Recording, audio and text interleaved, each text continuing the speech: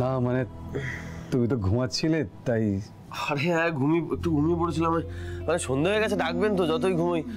মানে আমার কোনো দোষ নেই, ওই ডক্টর লাহিড়ী এত কড়া কড়া ওষুধ দিচ্ছে, দেখুন আমি পড়ে পড়ে কিরকম কুম্ভকর্ণের মতো ঘুমোচ্ছি।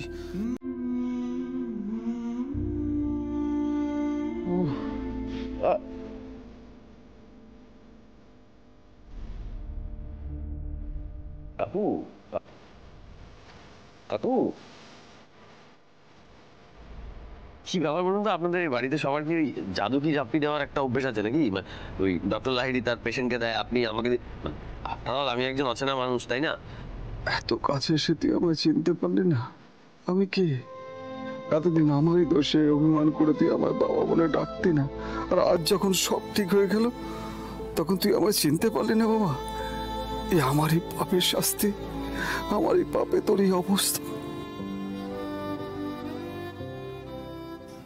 কাকু, ভাবছেন কিছু? না মানে তোমার এই বাড়িতে থাকতে কোনো অসুবিধা হচ্ছে না তো বাবা? এটা কি বলছেন? অসুবিধে কোনো প্রশ্নই ওঠে না অসুবিধা হওয়ার। আমি তো এই বাড়িতে দিব্যি আছি, থাকছি, খাচ্ছি, ঘুমোচ্ছি। মানে দিব্যি একটা 5 স্টার হোটেলে আছি মনে হচ্ছে। না না, সরি সরি সরি, কি বলে ফেললাম এটা? হোটেল কেন হবে এটা?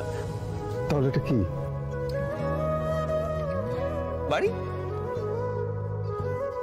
এটা বাড়ি, এটা এটা তো আদ্যপান্ত একটা বাড়ি। আমার তো ইনফ্যাক্ট মনে হচ্ছে আমি নিজের বাড়িতেই আছি।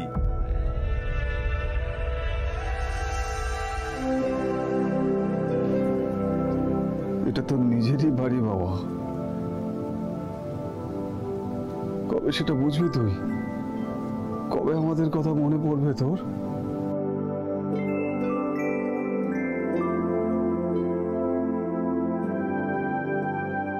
কিছু বললেন? কি বলতে চাইছেন?